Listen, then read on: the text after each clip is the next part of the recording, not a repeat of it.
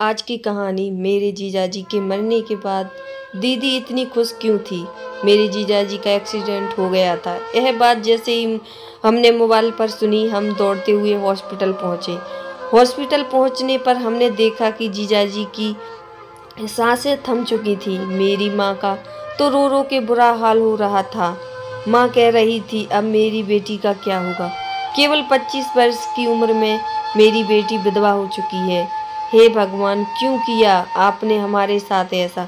यदि आपको मेरी बेटी के ऊपर दया नहीं आई तो उसके 3 साल के बेटे के ऊपर तो दया आनी चाहिए थी। दीदी भी वहाँ पर बैठी थी, लेकिन दीदी की आंखों से आंसू भी नहीं गिरा था। मैं यह देखकर चकित हो गई थी कि माँ का रो रो के बुरा हाल था और दीदी बिना किसी चिंता के अपने 3 साल के बच्चे के साथ हंस खेल रही थी। जीजाजी को घर पर लाया गया और फिर उनका अंतिम संस्कार किया गया।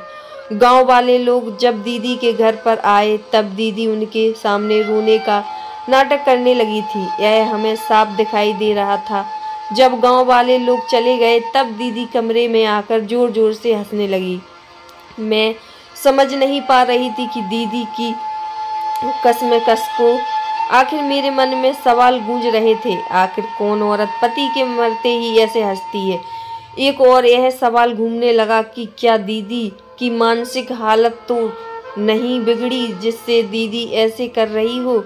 मैंने यह बात मम्मी को जाकर बताई। मम्मी को भी लग रहा था कि शायद ऐसा ही है, कुछ मामला होगा। फिर हमने सोचा चलो इस बारे में दीदी से बातचीत करते हैं। जब हम कमरे में पहुंचे तो कमरे के अंदर का नज़ारा देखकर हमारे होश उड़ गए। दीदी ने एक गहरे लाल कलर की साड़ी पहनी हुई थी, मांग पर सिंदूर, हाथों में चूड़ियां, मतलब एक दुल्हन की तरह सजी हुई थी और अपने 3 साल के बेटे को कह रही थी, अब तो खुश हो ना। हमें समझ नहीं आ रहा था कि यह क्या हो रहा है। थोड़ी देर बाद दीदी वापस ड्रेसिंग रूम में गई और गुलाबी रंग का सूट पहनकर नवी नवेली दुल्हन की तरह श्रृंगार करके आई और मोबाइल पर गाने चलाकर डांस करने लगी। हम ये सब चीज़ों को देखकर हैरान। हम सोच रहे थे कि आखिर जीजाजी को मरे हुए 5 ही दिन हुए थे और दीदी का इस तरह से बर्ताव हमें हजम नहीं हो रहा था। हमने एक बार तो सोचा कि दीदी के सास ससुर से एक बात कर लेते हैं, लेकिन हमें लगा कि यह कहना उचित नहीं होगा। क्या पता उन्हें नहीं मालूम हो इस बारे में। दीदी के बारे में सोच सोच कर हमारा दिमाग घूम रहा था, तो हम जाकर सो गए। दूसरे दिन हम जब उठे तो हमने देखा दीदी हमारे लिए गर्मा गर्म नाश्ता तैयार कर रखा था। नाश्ते के बाद दीदी ने बढ़िया सा भोजन बनाया। भोजन में बहुत तरह के पकवान बनाए थे। मुझे याद है कि सारे पकवान दीदी के पसंदीदा थे। मैंने कहा, दीदी आज कुछ खास है क्या जो आपने इतने सारे पकवान बनाए हैं। दीदी ने तो कुछ जवाब नहीं दिया और गुस्से से मेरी तरफ देखकर रसोई में चली गई और दीदी ने रसोई में बैठकर ही खाना खाया। जब हम इस बारे में उनसे सास ससुर से बात करने की सोच रहे थे तभी बिना जवाब दिए अपने कमरे में चली गई। हमें समझ नहीं आ रहा था आखिर में क्या हो रहा है। जब रात हुई तो हमने सोचा आज दीदी के सारे राज के बारे में जानकर ही रहेंगे। जब हम उसके बेडरूम के दरवाजे के पास पहुंचे तो दीदी अपने बेटे से नयन को सुला रही थी। जब नयन सो गया तो अपना एक बैग लेकर घर के पीछे से रास्ते से निकल गई।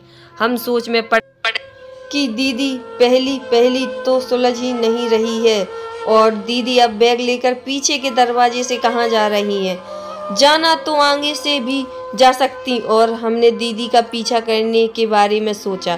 हम भी दीदी के पीछे पीछे निकल गए तो हमने देखा कि दीदी पीछे की गली में एक आखिरी में घर था, उस घर में चली गई। उस घर की चाबी दीदी के पास ही थी। उस घर का ताला खोलकर दीदी अंदर चली गई। ऐसा लग रहा था कि घर के अंदर भी कोई है। हमें लगने लगा कि दीदी कोई गलत काम तो नहीं करती हैं। आखिर दीदी इतनी रात को उस घर में जाकर कहती क्या है। दीदी का किसी के साथ चक्कर तो नहीं। फिर हम दीदी का वही इंतजार करते हैं। दीदी उस घर से जब सुबह 5 बजे तक उठी और घर में से निकलकर वापस अपने घर आई। हम भी दीदी के पीछे पीछे वापस लौट गए। अब हमने पक्का निश्चय कर लिया कि कल जब दीदी उस घर पर जाएंगी तो दीदी को रंगे हाथ पकड़ लेंगे। दूसरे दिन भी दीदी की वही दिनचर्या रही। देर रात होते ही दीदी अपने बेटे को सुलाकर वापस अपना बैग निकालकर उस घर में गई। जैसी ही दीदी उस घर के अंदर घुसी, हम भी पीछे पीछे उस घर में घुसे। घर के अंदर गए तो वहां एक नज़ारा देखकर हमारे होश उड़ गए। दीदी ने हमें अंदर आते ही देख लिया था और दीदी एकदम से घबरा गई थी और घबरा कर एकदम से माँ के पास आकर माँ के गले रोने लगी। माँ ने पूछा दीदी को, बेटा क्या हुआ, तुम रो क्यों रही हो, और यह औरत कौन है इस घर में, और यह छोटा सा बच्चा किसका है। आगे जो दीदी ने कहानी सुनाई, वह कहानी सुनकर हमारे रोंगटे खड़े हो गए। दीदी ने बताया, यह तो इस घर में उनको 20 साल की लड़की दिख रही है, वह उसकी सौतन है, और जो छोटा बच्चा दिखाई दे रहा है वह 20 साल की लड़की का बच्चा है। माँ ने कहा, बेटा सौतन है, तुमने तो पहले कभी बताया नहीं, और दामाद जी तो हम तुमसे बहुत प्रेम करते थे और ऐसे बिगड़ैल इंसान तो थे ही नहीं, तो फिर सौतन कैसे। आगे दीदी सिसकियाँ लेते हुए बताने लगी कि माँ, आपके दामाद को शरीफ आदमी नहीं था, एक नंबर का बिगड़ैल और निकम्मा इंसान था। कभी नौकरी पर नहीं जाता था, कोई काम नहीं था, और उसके शौक थे दुनिया भर के। उसके पास अपने शौक पूरे करने के लिए भी पैसे नहीं होते थे, तो मेरे पैसे चुरा कर ले जाता, कभी मेरे सास ससुर के पैसे चुरा कर ले जाता। अगर उसे पैसे चुराने के लिए नहीं मिलते तो हमें मारता पीटता, हमसे पैसे लूट कर ले जाता, और रोज रात को शराब पी कर आता और हमसे लड़ाई करता और मेरे ऊपर गलत लांछन लगाता और मुझे हर बात के लिए रोक टोक करता। और माँ, आपने देखा होगा मुझ में कितना परिवर्तन आया। पहले जैसे मैं एक खुलकर जीती थी, चाहे जिस चीज़ की ज़रूरत हो तो ले आती थी, लेकिन माँ अब मुझे हर चीज़ को सोच समझना लाना होता। इस 3 साल के बच्चे के ऊपर भी उसे दया नहीं आती थी।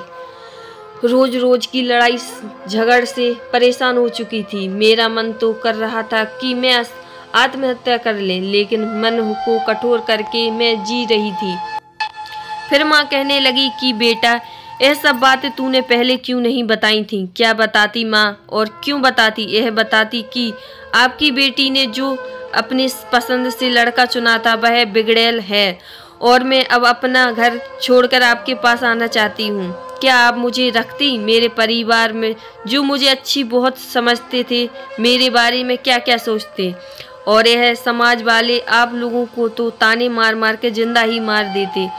और माँ, यह जो लड़की है माँ, इस लड़की के साथ आपके दामाद जबरदस्ती की थी। रोज इसे चाकू से धमका कर इससे जबरदस्ती करता। बेचारी लड़की पेट से हो गई, और इसके माँ बाप को पता चला कि यह पेट से है, तब इसके माँ बाप ने इसे छोड़कर चले गए। मेरे पति ने इस लड़की की जिंदगी भर तबाह कर दी। इसके क्या क्या सपने थे। यह पढ़ लिख कर कुछ बनना चाहती थी, लेकिन सब कुछ बर्बाद कर दिया। इसका कोई नहीं माँ, और मैं एक औरत होने के खातिर एक औरत का दर्द समझती हुई उसका 9 महीने से ध्यान रखती हूँ। यह दिन को अपनी जॉब करती, बेचारी गरीब इसलिए, और इसके कुछ सपने बनाने के लिए इसलिए रात का पढ़ाई करती। तो रात के समय जब ये पढ़ाई करती है तब मैं इसके बच्चे को रखती हूँ, क्योंकि यह बच्चा तो अभी 6 महीने का है और यह अपनी माँ को परेशान करता। इसलिए घर के पीछे के रास्ते से इसलिए आती हूँ ताकि किसी को पता ना चले। और यहाँ यह बात किसी को मत बताना, क्योंकि गांव में मैंने कह रखा है कि यह अकेली है, इसलिए इसने बच्चे को गोद ले लिया रखा है। माँ, मेरी ज़िंदगी तो बर्बाद हो गई, लेकिन मैं इस लड़की की ज़िंदगी बर्बाद नहीं होने देना चाहती।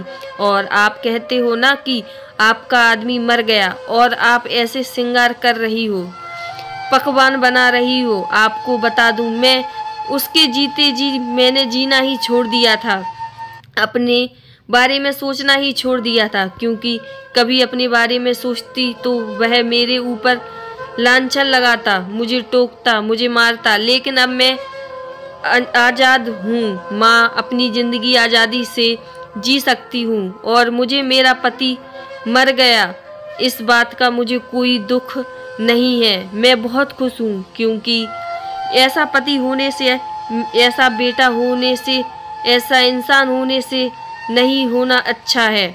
माँ कहा, बेटी खूब समझदार हो गई है। माँ ने माफ़ी मांगी दीदी ने और कहा, बेटा अब से मैं तेरे हर सुख दुख में साथ दूंगी, क्योंकि तू मेरी बेटी नहीं, मेरी जिम्मेदारी है।